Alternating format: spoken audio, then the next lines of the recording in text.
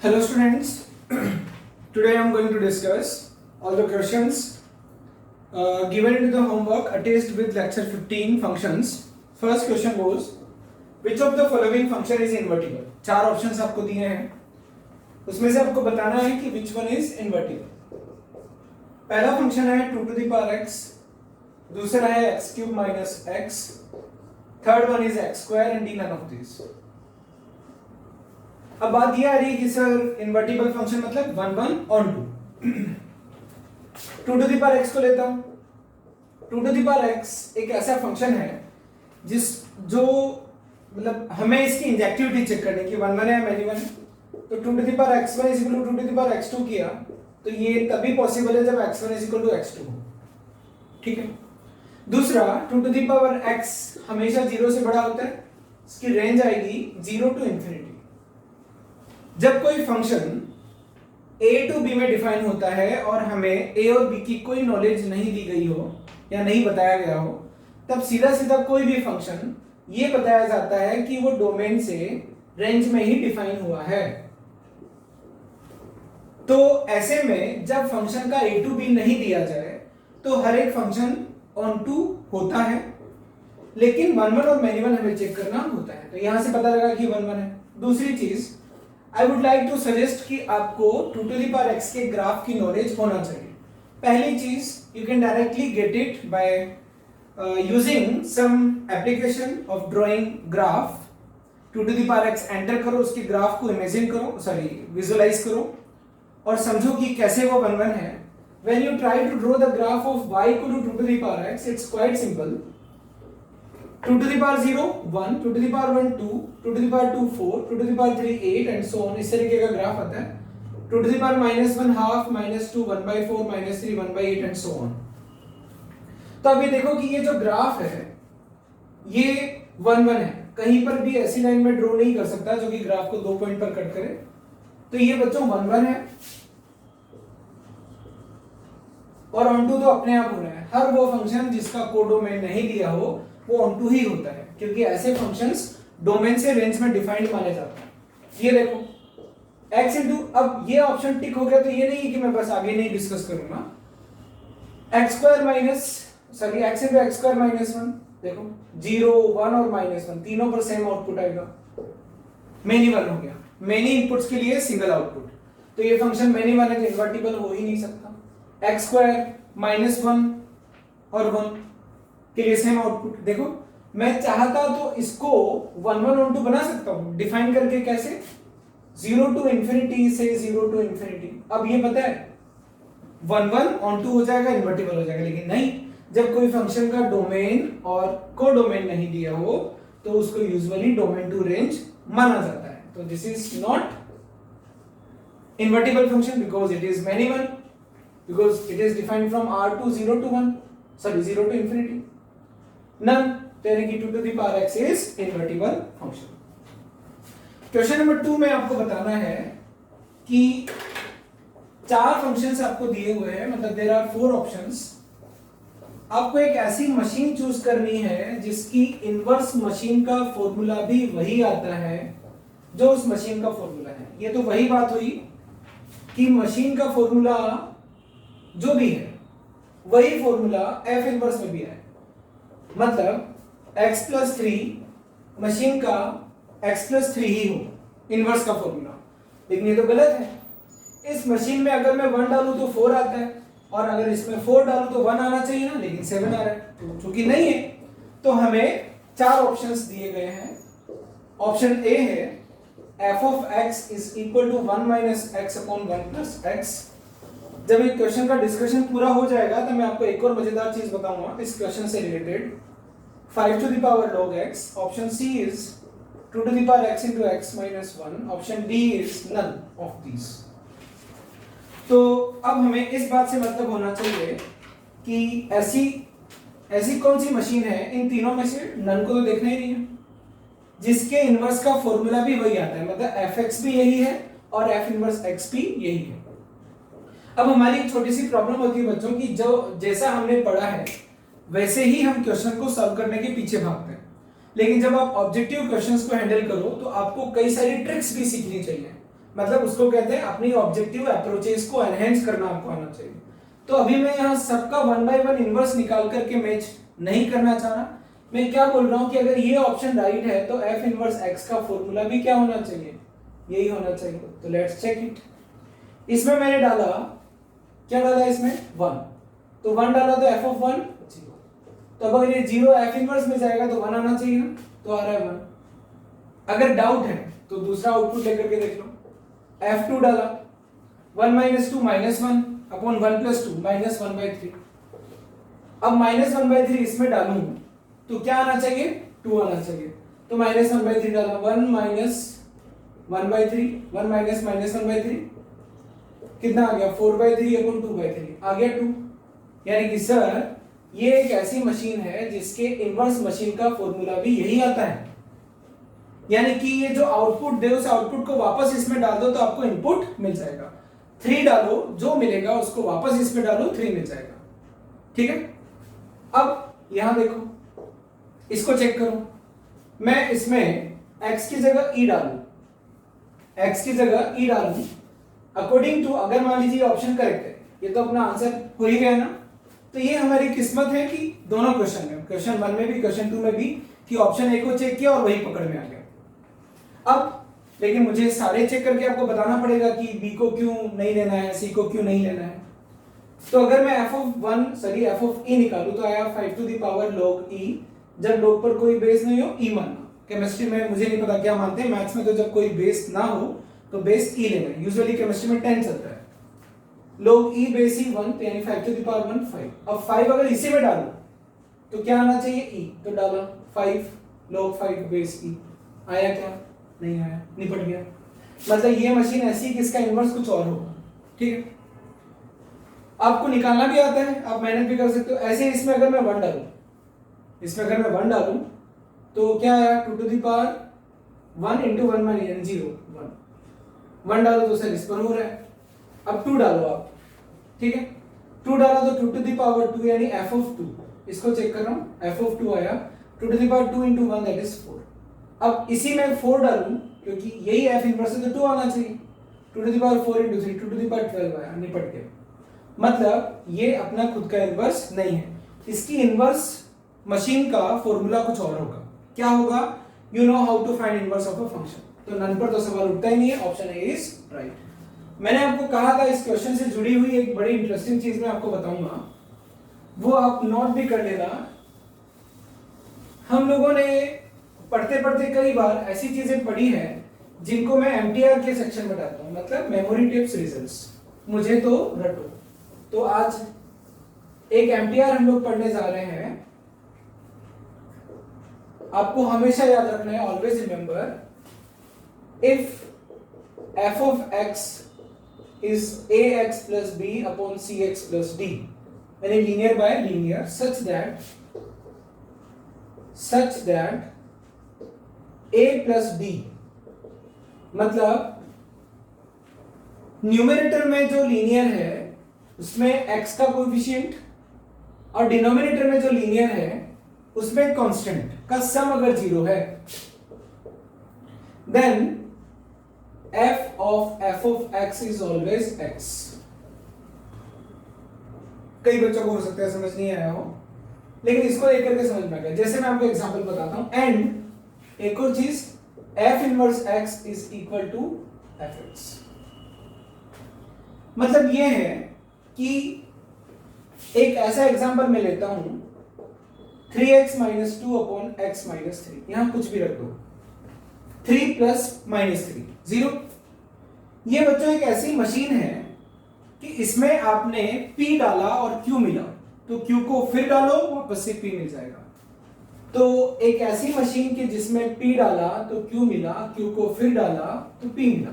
तो ये इनवर्स का काम कर रहा है कि नहीं कर रहा, मतलब इस फंक्शन के इनवर्स का फॉर्मूला भी यही आएगा।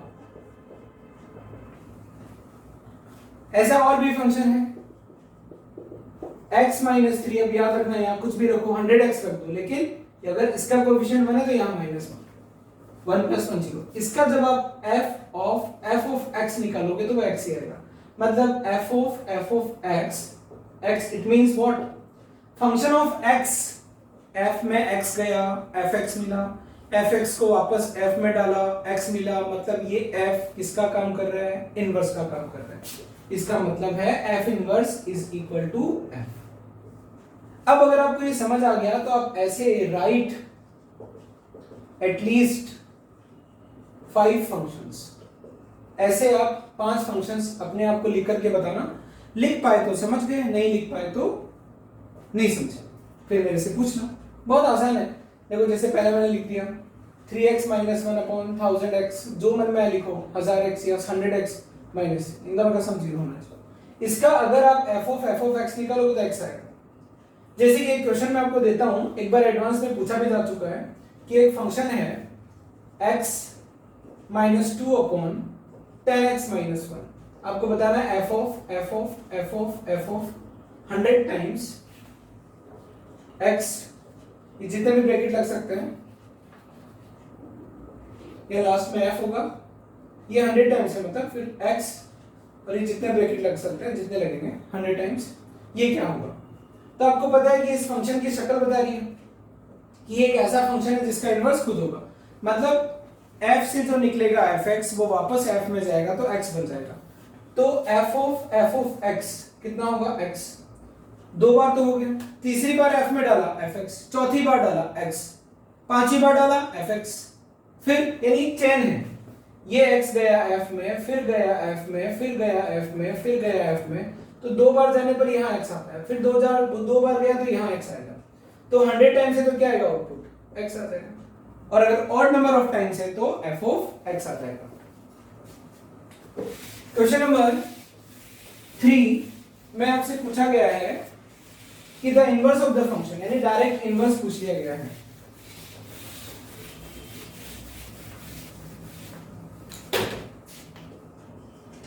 थ्री में आपसे पूछा है the inverse of the function fx is equal to e to the power x minus e to the power minus x upon e to the power x plus e to the power minus x plus 2। इसका inverse निकालना है।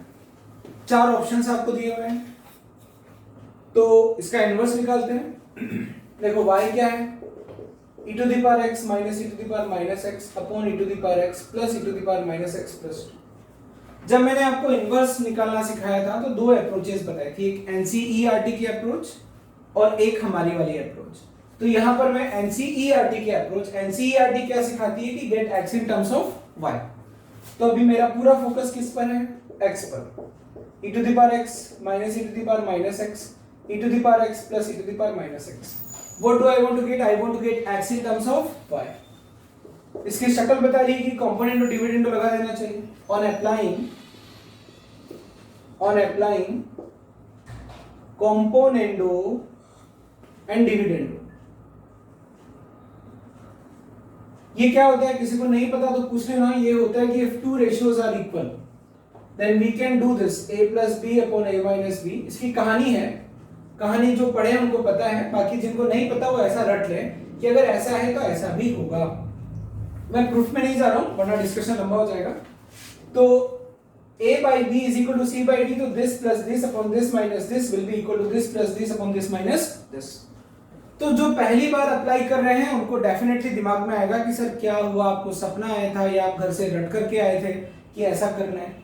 और जिनको पता है उनको शक्ल बता दी इस क्वेश्चन की कि उनको कंपोनेंट और डिविडेंड अपने आप दिमाग में आ जाएगा। तो y minus 2 plus 1 that is y minus 1, y minus 2 minus 1 that is y minus 3। What am I doing? I'm trying to get x in terms of y, inverse निकालने के लिए। तो e to the power x this plus this करूंगा तो ये cut जाएगा, तो 2 e to the power x, फिर this minus this, तो माइनस में ये, तो minus 2 e to the power minus x। तो क्या आया? y minus 1 upon y minus 3 is equal to minus e to the power 2x। इसको क्या लिख सकता हूँ? 1 upon e to the power x। अब e to the power 2x क्या है? y minus 1 upon 3 minus y।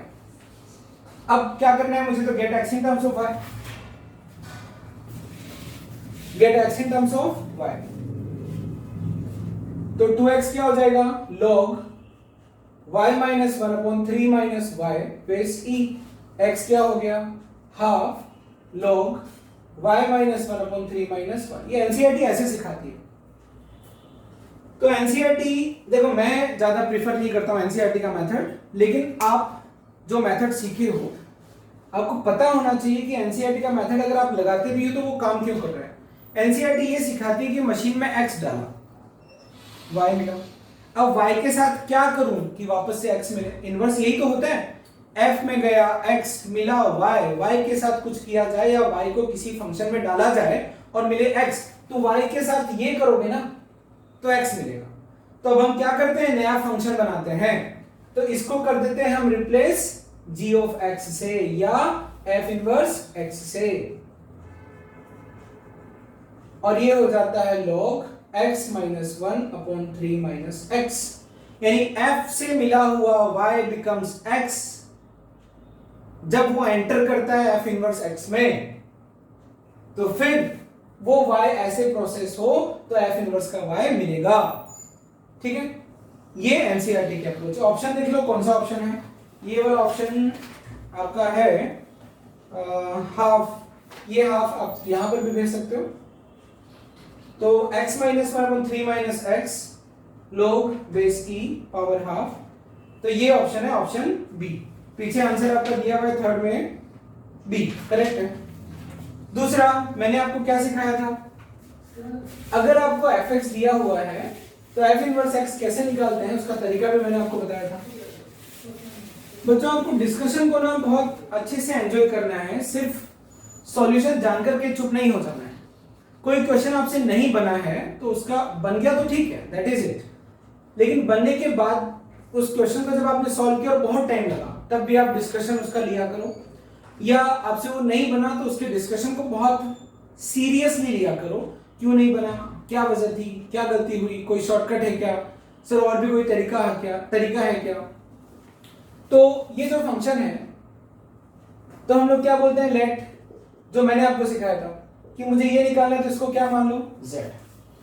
f inverse में x गया मिला z, तो इस z को f में डालूंगा तो क्या मिलेगा x, तो f ऑफ z क्या हो गया x। ठीक है, अब ये अगर कोई बच्चा पहली बार देख रहा है तो उसको कुछ समझ नहीं आना, जो कंसिस्टेंटली सारे लेक्चर्स देखता हुआ आ रहा है, इनवर्स को समझा है, तो बच्चों में यहां पर अगर उस बच्चे की हेडेक लेने लग गया ये सोचकर कि पहली बार देख रहा होगा तो कैसे समझेगा, तो वो अभी नहीं समझ पाएगा, उसको इनवर्स का बेसिक समझना पड़ेगा। F Z is equal to X, तो एफ जेड क्या, E to the power Z minus E to the power minus Z upon E to the power Z plus E to the power minus Z is plus 2 is equal to X. Now what do I want to get, I want to get Z. अब आप Z जब obtain करोगे तो वही वाला procedure है पूरा, e to the power z minus e to the power minus z upon e to the power z plus e to the power minus z is equal to x minus 2, फिर component और dividend हो, फिर e to the power 2z equal to, समझ गए ना, अपने आप inverse function आ जाएगा। तीसरी चीज मैंने आपको इनवर्स निकालने के दोनों तरीके डिस्कस किए। क्वेश्चन नंबर 2 जब हम कर रहे थे तब मैंने आपको बताया था कि बच्चों हमारी एक आदत बन जाती है कि जैसा बुक ने हमें या टीचर ने हमें सॉल्व करना सिखाया, ऑब्जेक्टिव क्वेश्चंस आने पर हम हर एक क्वेश्चन को वैसे ही सॉल्व करने की कोशिश करते हैं जैसे पढ़े हैं। तो कभी कभी हम लोग ऑब्जेक्टिव अप्रोच नहीं लगाते हैं और इससे हमारे टाइम का नुकसान होता है। तो जब आपसे डायरेक्ट इनवर्स पूछा जा रहा है, रिमेंबर, जब भी आपसे किसी फंक्शन का या मशीन का डायरेक्ट इनवर्स पूछा जाए तो आप ना शॉर्टकट अप्लाई किया करो। कैसे, यहां पर फंक्शन हमें दिया हुआ है e to the power x plus e to the power minus x upon e to the power x minus e to the power ऊपर माइनस है plus e to the power minus x plus 2। अब आप कोई भी input choose कर लो, तो मैंने इनपुट चूज किया x इक्वल टू 0 चूज किया, देखो 0 पर क्या आएगा, f of 0 1 minus 1 e to the power 0 1 1 minus 1 1 plus 1 plus 2 that is 2। अब जो चारों ऑप्शन है उसमें क्या रखूंगा, 2 रखूंगा। 2 रखने पर आउटपुट आना चाहिए 0, तो B C D। पहला ऑप्शन है log x minus 2 upon x minus 1 base half, दूसरा ऑप्शन है log x minus 1 3 minus x power half, C option है log x upon 2 minus x power half.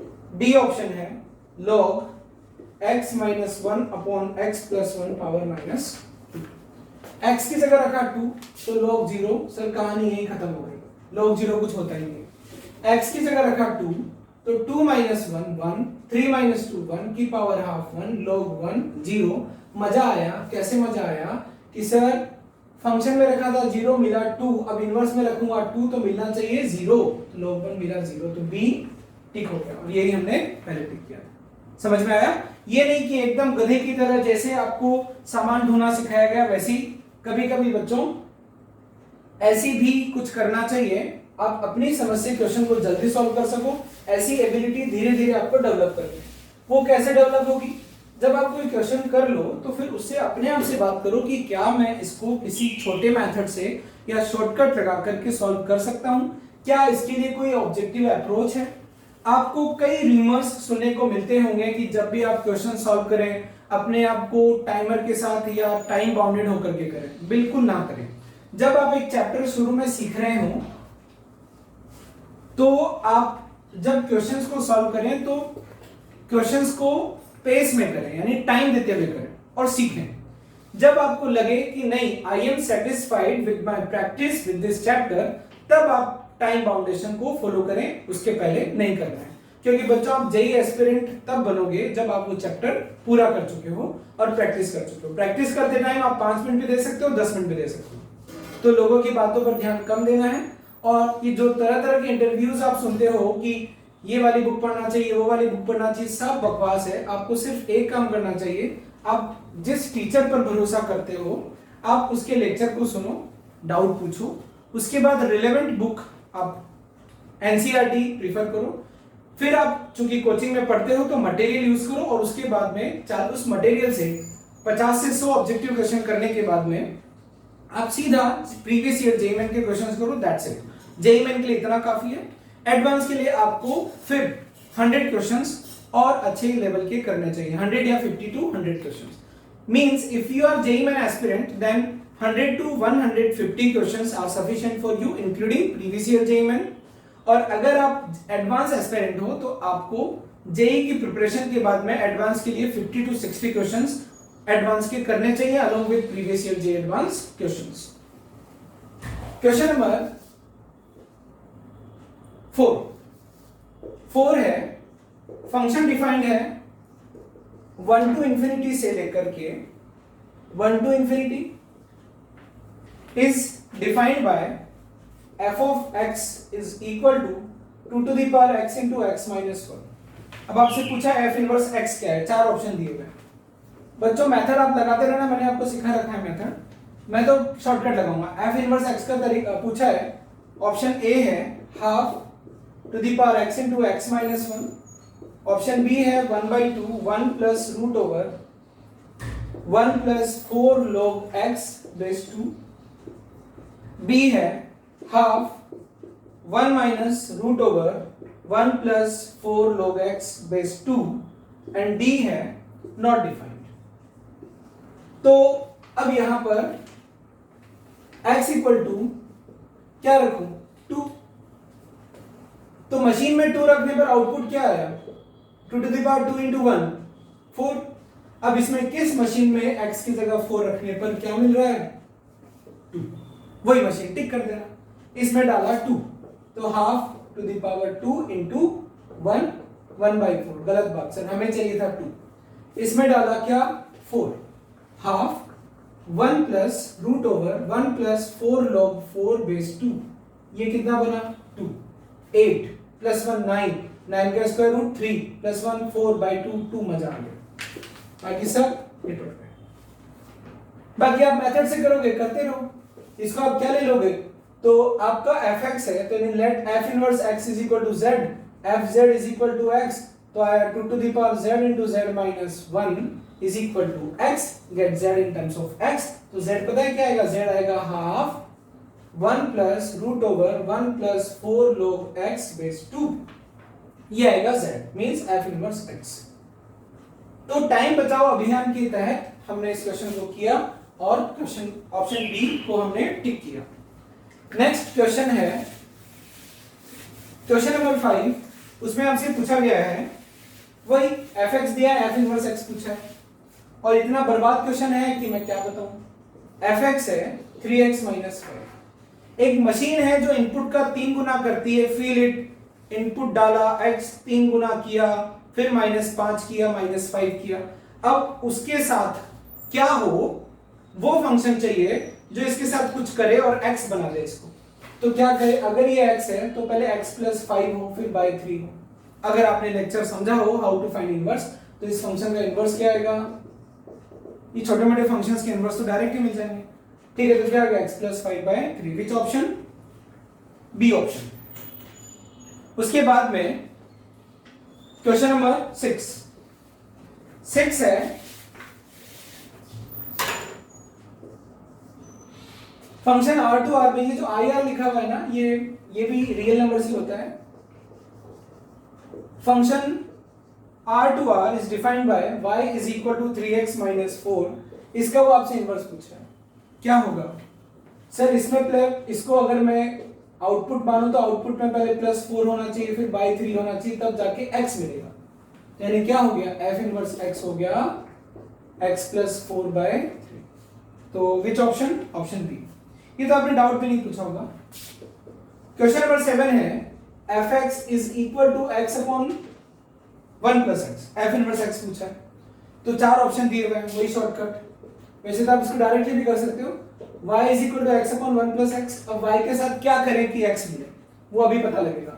y + xy = x, तो मुझे x चाहिए तो x × y - 1 = -y। इधर आया इधर गया, x आया -y/y - 1। इसको बना दूंगा f इनवर्स x या g ऑफ y, यानी नया फंक्शन बनाना है ना, g ऑफ y = -y/y - 1। ये है इनवर्स फंक्शन। या फिर f इनवर्स x में लिखना चाहो तो -x/x - 1 और x/1 - x, x/1 - x। Option D. इसको आप कैसे कर सकते थे, इसको आप शॉर्टकट से भी कर सकते थे कि x की वैल्यू पुट करो, ठीक है, और फिर जो आउटपुट आता उसको चारों ऑप्शन में जो मशीन्स दी हुई हैं सब में डाल करके देखते हैं, आपको अपने आप पता लग जाता। यानी ऑब्जेक्टिव अप्रोच। क्वेश्चन नंबर 8 को देखते हैं। क्वेश्चन नंबर 8 में आपसे पूछा है कि कौन सा फंक्शन इन्वर्टिबल है। तो कौन सा फंक्शन इन्वर्टिबल है, क्वेश्चन नंबर 8 को देखते हैं। Which of the following function is invertible? f of x 1/x - 1। ठीक है, आपको ये देखना है कि कौन सा फंक्शन 1, 1 और 2 है। ऑप्शन बी है f of x = x²। C f of x for x > 0। ये x belongs to r है यहाँ पर। फिर उसके बाद में d है f of x x² x <= 0। अब आपको बताना है कि कौन सा फंक्शन इन्वर्टिबल है। ये निपट गया। कौन बनेगा करोड़पति में हमसे क्वेश्चन पूछा गया। जब हम ऑप्शन कभी कभी कंफ्यूजिंग होते हैं तो हम एलिमिनेशन की टेक्निक यूज करते हैं। तो ये गया क्योंकि -1 का आउटपुट भी 1 और 1 का आउटपुट भी 1, तो ये मेनी वन फंक्शन होता है। अब लड़ाई है a, c और d। ऐसे फंक्शन यूजुअली 1, 1 होते हैं, हमने देखा है। ठीक है, कैसे 1/x1 - 1 = 1/x2 - 1। when you solve it you will get only one relation, x1 = x2। तो ये 1, 1 है।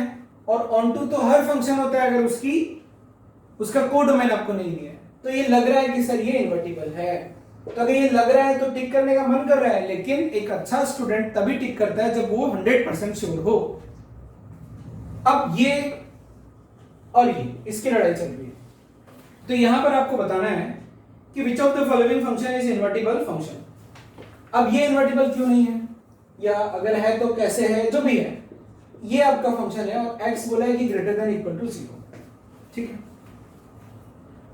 तो > 0 है तो बच्चों 0 और सारे रियल नंबर्स यहां होंगे, सबके स्क्वायर यूनिक, मैनी वन हो ही नहीं सकता।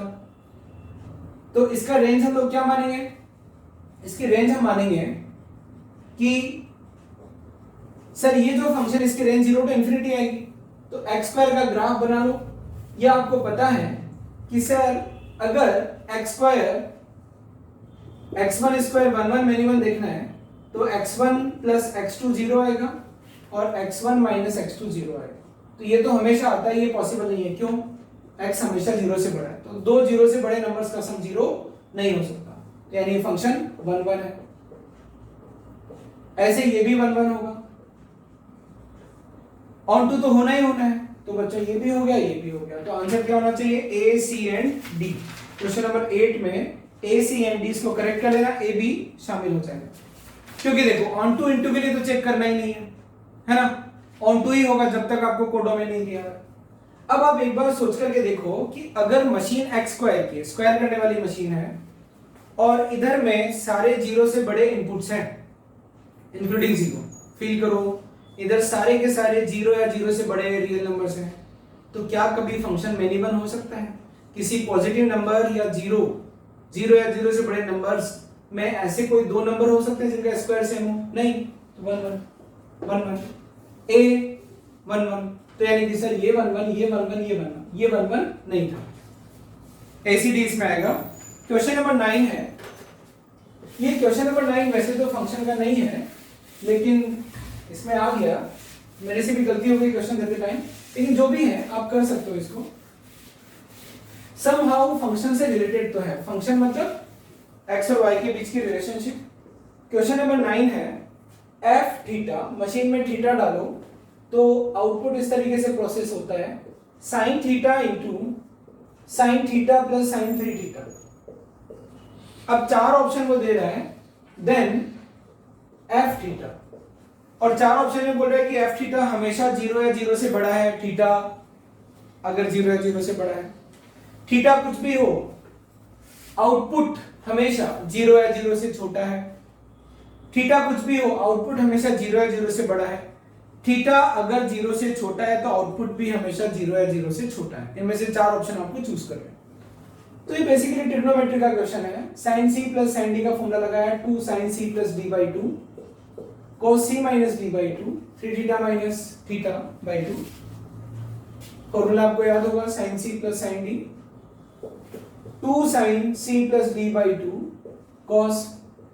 मैं आपको बता दूं अगला चैप्टर है ITF, ठीक है, अभी तो इसका टेस्ट होगा, अभी तो आपको actually this is the last lecture, फिर मैं आपको होमवर्क दूंगा, question bank sheet previous year JEE में, उस होमवर्क को करने के बाद में आप टेस्ट देना, फिर हमारा चैप्टर 2 चालू, मतलब अगला चैप्टर चालू होगा, इनवर्स ट्रिग्नोमेट्रिक फंक्शन। यहां पर बात आई है इसलिए बता दूं, जब वो चैप्टर स्टार्ट हो उसके पहले आप अपना बेसिक अच्छा कर लेना, ट्रिग्नोमेट्री के सारे फॉर्मूले याद कर लेना, अदरवाइज वो चैप्टर समझ में नहीं आएगा। तो अब ये क्या हो गया, sin 2 थीटा का फॉर्मूला होता है 2 sin theta cos theta into cos theta, तो क्या बन गया 4 sin square theta cos square theta. यानी बच्चों हमें समझ आ रहा है, क्या समझ आ रहा है कि सर ये जो आइटम है perfect square greater than equal to 0 हमेशा for every theta belongs to R, theta कुछ भी हो ये हमेशा 0 या 0 से बड़ा होगा। तो यानी which option? Option C. Question number 10 है, अब इस 10 को मुझे नहीं लगता कि बताना चाहिए। क्वेश्चन नंबर 10 में एक फंक्शन दिया हुआ है, उसका आपको इनवर्स ढूंढ करके बताना है। इनवर्स की टेक्निक आप जान चुके हो, 10 to the power x minus 10 to the power minus x upon 10 to the power x plus 10 to the power minus x y है। आपको इस फंक्शन का इनवर्स बताना है कि वो मशीन बताओ इस मशीन के लिए कि जो ये मशीन आउटपुट दे उसको नई मशीन में डालें तो हमें मिले इनपुट, ठीक है। तब क्या हुआ, कंपोनेंट और डिविडेंड लगाया तो y by 1 था, तो पहले भी कर चुके हैं ऐसा, y plus 1 upon y minus 1, a plus b upon a minus b, this plus this, तो 2 into 10 to the power x, this minus this, तो minus 2 into 10 to the power minus x।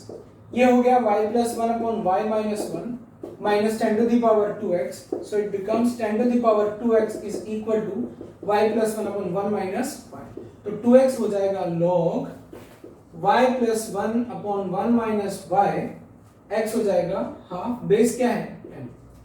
अब देखो कौन से में ऐसा, ये है आपका, अब इससे आपको इनवर्स फंक्शन बनाना है ना, तो ये बन जाएगा gy, यानी y के साथ ये सब करोगे तो x मिल जाएगा, तो यानी नया फंक्शन है gy is equal to half log y plus 1 upon 1 minus y, means f inverse x is equal to half log x plus 1 upon 1 minus x. Which option has option B, option B half log, नहीं, option B नहीं है, option A half log 1 plus x upon 1 minus x base 10, 10th में option A answer होगा। ठीक है, next question, inverse of the function. ये सबसे बकवास क्वेश्चन है इस पूरे पेपर में, सॉरी इस पूरे असाइनमेंट में। 2 क्वेश्चन इतने रद्दी थे और ये भी उन्हीं रद्दी क्वेश्चंस में से कि अगर कोई मशीन ऐसी है तो उसका इनवर्स मशीन क्या होगा। सर x तक पहुंचना है ना, तो अगर ये कैपिटल X है तो पहले x प्लस 3 करो, बचेगा 2x बाई 2 करो, यानी इनवर्स मशीन क्या हो गई x प्लस 3 बाय 11 में ऑप्शन ए, 11th में ऑप्शन ए। उसके बाद में क्वेश्चन नंबर 12, क्वेश्चन नंबर 12 है let the function f defined by f of x is equal to 2x plus 1 upon 1 minus 3x, then f inverse x is equal to। ठीक है, अब इसका निकालना पड़ेगा, तो कैसे निकालें, कोई भी टेक्निक लगा दो। देखो 4 ऑप्शन दिए हुए, तो मैं तो ये प्रेफर करूंगा कि एक इनपुट उठाऊं, 4 ऑप्शन मैं तो वही प्रेफर करूंगा बच्चों। कौन निकालेगा इनवर्स, अपनी ऑब्जेक्टिव अप्रोचेस को एनहांस करो। ऑप्शन लिखना मेरी मजबूरी है क्योंकि मैं डिस्कशन ले रहा हूं, लेकिन अगर मैं स्टूडेंट होता तो मुझे नहीं लिखना पड़ता, पेपर सामने होता, फटाक से टिक कर देता। C x plus 1 upon 3x minus 2 and D is 2x plus 1 upon 1 minus 3x। ठीक है, तो इसमें मैंने रखा x की जगह 0 रखा, तो f0 क्या आया 1 by 1 that is 1। अब इसमें 1 रखने पर 0 आना चाहिए, ये दे रहा है, ये नहीं दे रहा, ये नहीं दे रहा, ये भी नहीं दे रहा, ऑप्शन ए टिक हो गया। क्वेश्चन नंबर 13, सबसे बकवास क्वेश्चन में से वापस से 13 भी आ गया। f of x x square plus 1, आपसे पूछा है कि f इनवर्स 17 क्या होगा। ठीक है, देखो कभी कभी बच्चों क्वेश्चन जब आपको मिले ना, साल भर जब मैं आपको पढ़ाऊंगा तो करीब 50 से 100 या मान लो मैक्सिमम 100 ऐसी बातें होती है बच्चों जो अचानक पढ़ाते पढ़ाते निकलती है, बहुत यूजफुल होती हैं। जैसे कि आज मैं बहुत काम की बात बता रहा हूं, आप जब क्वेश्चन पढ़ो ना तो उसको ना 30 सेकंड 40 सेकंड तक सोचा करो, उसके बाद में अगर कोई लीड मिले तो करो, अदरवाइज छोड़ दो। मतलब मैथ्स के स्टूडेंट को आलसी होना चाहिए, पढ़ने में नहीं, क्वेश्चन को सॉल्व करने में। सोचे ज्यादा लिखे कम। तो क्या पूछ रहा है कि इस मशीन में ये मशीन दी हुई है, अब इसके इनवर्स में 17 डालूं तो क्या मिले, f, फिर f इनवर्स में 17 डालूं तो क्या मिले। तो मतलब f में कुछ डाला 17 मिला, 17 में 17 गया इनवर्स में, तो यानी कहने का मतलब किस x का आउटपुट 17 आएगा, यही हुआ ना। तो क्या आएगा x इक्वल टू, अगर 4 हो तो f इनवर्स 17 4 डाला मशीन में, मिला 17, 17 गया इनवर्स में, इसके इनवर्स में, तो 4 मिलना चाहिए। फिर 5 कब मिलेगा, जब 2 डालोगे।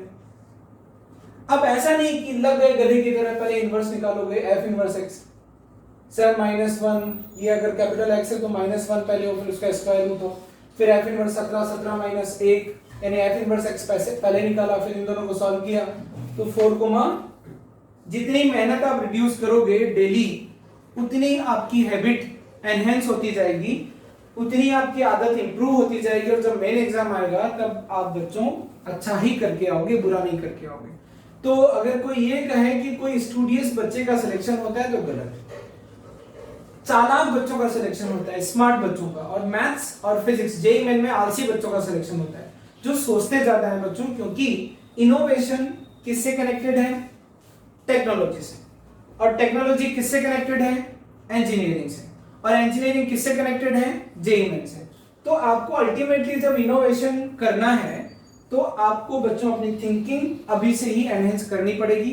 अगर कोई ये पूछता हो कि सर ये सब आए बाएं क्यों पढ़ाया जाता है, इंजीनियरिंग में फिजिक्स केमिस्ट्री सब क्यों पढ़ाया जाता है जब टेक्नोलॉजी पढ़नी है, टेक्नोलॉजी पढ़ने के लिए एक वेल थिंकिंग टैंक चाहिए होता है, यानी आप में थिंकिंग स्किल्स बहुत अच्छी होनी चाहिए, एनालाइजिंग पावर अच्छी होनी चाहिए, और मैथ्स फिजिक्स और केमिस्ट्री आपके एनालाइजिंग पावर को एनहेंस करते हैं, तब जाकर के आप टेक्नोलॉजी पढ़ पाओगे। नेक्स्ट क्वेश्चन नंबर 13 पर आते हैं, नहीं 13 हो गया, 14 पर आते हैं। 14 भी बहुत सिंपल क्वेश्चन है। f of x is equal to x square plus 1 है, मशीन ये है, नहीं नहीं नहीं नहीं 14 है, f of x is equal to sin x plus cos x, gx है x square minus 1। I think ये क्वेश्चन मैं एग्जाम्पल में ले चुका हूं। thus g f x is invertible for x belongs to, ये क्वेश्चन शायद मैं लेक्चर्स में ले चुका हूं ऐसा मुझे लगता है। f एक मशीन ये है, दूसरी मशीन ये है, तो गॉफ एक नया फंक्शन है, तो ये नई मशीन कब इन्वर्टिबल होगी? तो गॉफ x पता करूं मैं, इस क्वेश्चन को ध्यान से समझना। गॉफ क्या आएगा? g of f of x, f of x क्या है? sin x plus cos x, g में गया ये, तो sin x plus cos x का whole square minus 1, what is it? sin square x plus cos square x, 1 plus 2 sin x cos x, that is 1 plus sin 2x minus 1. What do I get? I get sin 2x. यानी जो नया function है ये कब invertible होगा? अब आप खुद बता दो। सर sin थीटा कब इन्वर्टिबल होता है? जब थीटा माइनस पाई बाई 2 से पाई बाई 2 हो, थीटा माइनस पाई बाई 2 से पाई बाई 2 हो, और sin थीटा की रेंज माइनस 1 to 1 हो। तो जब किसी फंक्शन का कोडोमेन नहीं दिया जाए तो, और उसको हम इन्वर्टिबल या 1 1 ऑन टू डिक्लेयर कर रहे हो, तो उसके कोडोमेन को रेंज मान लिया जाता है, बाकी डोमेन के हिसाब से उसको 1 1 और मैनी 1 देखना होता है। तो sin थीटा 1 1 मैनी 1 कब होगा? अगर थीटा यहां से यहां है तो बच्चों माइनस पाई बाई 2 से पाई बाई 2 के लिए आउटपुट माइनस 1 से बनाएगा, फंक्शन 1 1 हो जाएगा। थीटा मतलब 2x कहां से कहां होना चाहिए? माइनस पाई बाई 2 से पाई बाई 2, तो x कहां से कहां होना चाहिए? माइनस पाई बाई 4 से पाई बाई 4। मैंने इस क्वेश्चन को करने के लिए बच्चों का अलग अलग मेथड देखा है। कई बच्चे तो कंपोजिशन में घुस जाते हैं और बढ़िया अंदर ही अंदर, यानी कैसे क्या करेंगे, पहले वो f की मैपिंग इमेजिन करेंगे, फिर j की मैपिंग इमेजिन करेंगे और खो जाते हैं। लेकिन आपसे क्या पूछा है? गॉफ, तो गॉफ एक नया फंक्शन होता है, ये कब इन्वर्टिबल होगा? तो sin थीटा कब इन्वर्टिबल होगा? sin 2x कब इन्वर्टिबल होगा? मतलब कब 1 1 होगा? तो sin थीटा कब 1 1 होता है? जब एक्सक्लूसिव थीटा यानी माइनस पाई बाई 2 से पाई बाई 2 दो। अगर आपने 0 से पाई दे दिया थीटा को, ये मैं क्या इमेजिन कर रहा हूं? एंगल का रोटेशन। 0 से पाई आप दोगे तो दो एंगल ऐसे मिल जाएंगे जिनके लिए साइन सेम होगा, थीटा और पाई माइनस थीटा। लेकिन माइनस पाई बाई 2 से पाई बाई 2 दोगे, ट्रिग्नोमेट्री आपने पढ़ी है बच्चों, में ज्यादा नहीं समझाऊंगा, दिक्कत आए तो वापस पूछ लेना, जिस बच्चे को आएगी उसको समझा दूंगा। अगला क्वेश्चन है, ये क्वेश्चन आई थिंक एडवांस में भी आया था, इसमें मेंशन भी है, हाँ आईआईटी स्क्रीनिंग 2004 में। अगला क्वेश्चन है 15, f of x 2x minus 1 upon x plus 5। क्या पूछना चाह रहे हैं? f इनवर्स x पूछना चाह रहा है। अब ये बच्चों रद्दी क्वेश्चन है, f इनवर्स x आप निकाल लेना, मैं नहीं बताने जा रहा हूँ, ठीक है, कुछ नहीं करना है, वही शॉर्टकट से निकाल लेना। क्वेश्चन नंबर 16 अच्छा क्वेश्चन है, 16 को मैं बताता हूँ।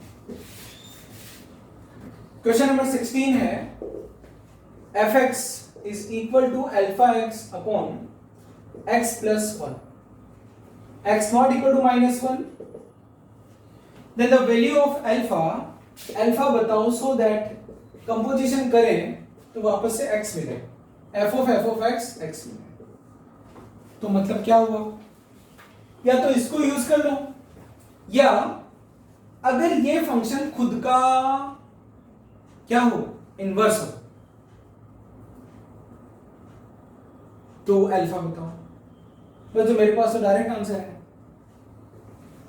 जब लीनियर बाय लीनियर से बनने वाली मशीन से आने वाले आउटपुट को वापस उसी मशीन में डालें और सेम इनपुट आ जाए जो यहां डाला था, तो ये फंक्शन, यानी आपको मैंने लिखाया भी था ax plus B upon cx plus D का इनवर्स वही होता है, यही कब? जब a प्लस डी क्या हो? 0, तो अल्फा प्लस 1 क्या हो? 0, तो अल्फा क्या हो? अब आप में से कई बच्चों ने पता है क्या किया होगा, मैं बताता हूं क्या किया होगा। तो मैंने आपको बोला था ना, साल भर में जो मैं एमटीआर बोलता हूं वो एमटीआर आपको याद रखने या कहीं ना कहीं लिखने हैं। तो अल्फा की वैल्यू -1 तो आई गई, लेकिन वो इसको फॉलो करेंगे। तो इसको फॉलो करेंगे तो कैसे, f ऑफ x आना चाहिए, means f of alpha x upon x plus 1 आना चाहिए x। ये गया किसमें, मैपिंग में। तो alpha into alpha x upon x plus 1, x की जगह फिर ये डाला alpha x upon x plus 1 is equal to x। तो क्या आया, alpha square x alpha x plus x plus 1, denominator x plus 1 दोनों से शहीद हुआ, x काट दिया क्योंकि x 0 नहीं है। फिर alpha square is equal to alpha x plus 1, यहां 1 था।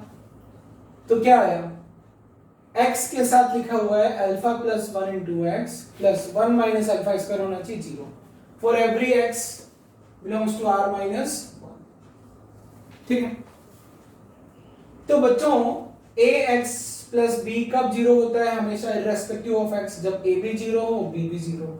तो x कुछ भी हो ये हमेशा 0 होगा। तो ये 0 यानी अल्फा -1, ये कब 0 होगा, जब अल्फा प्लस -1।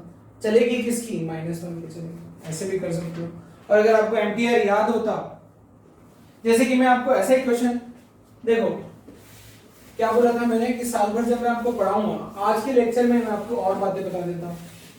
अगली ज्ञान की बात यह है बच्चों, ये गीता के प्रवचन नहीं है, ये सिर्फ और सिर्फ एक्सक्लूसिवली उस बच्चे के लिए है जो मेरे पर फेथ रखता है और जिस बच्चे को मैं मानता हूं कि ये पढ़ने वाला है। ये उनके बीच की म्यूचुअल अंडरस्टैंडिंग है, बाकी के लिए तो सिर्फ ये एक शो है। ठीक है, अब यहां से मैं क्या कहना चाह रहा हूं, जब आपसे कोई क्वेश्चन नहीं बने तो आप उसके सॉल्यूशन को देख करके ही ड्रॉप मत करो, उस क्वेश्चन का पोस्टमार्टम करो। यानी अगर वो क्वेश्चन गलती से रिपीट हो गया तो आप टिक लगाने में 5 सेकंड भी ना लें या 10 सेकंड भी ना लें, और आपको गर्व हो इस बात का।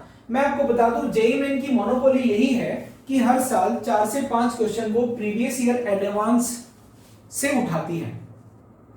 मैं कभी एक ऐसा वीडियो भी बनाऊंगा और एविडेंस दूंगा, और वो वीडियो ना पता है मार्केट में चलेगा, क्योंकि ऐसे वीडियो चलते हैं जो इंप्रेस करते हैं। नॉलेजेबल वीडियो नहीं चलते हैं, जिनमें नॉलेज होती है वो नहीं चलते हैं, जिनमें मनोरंजन होता है वो चलता है। तो ये मनोरंजन है। जेईई मेन के बच्चे सोचेंगे कि उस वीडियो को देखने पर वो जेईई मेन क्वालिफाई कर लेंगे, और मैं उसमें और लिख दूंगा कि know the techniques to qualify the JEE Main, 15 minutes video will change your preparation. ठीक है, तो अभी आप वापस से आ जाओ। तो मैं क्या कहना चाह रहा था कि ये जो फंक्शन है, इस फंक्शन में लीनियर बाय लीनियर का कॉन्सेप्ट है। तो ये आपसे नहीं बना था, तो कनेक्टेड चीजें या रिलेटेड चीजें मैंने आपको बताई।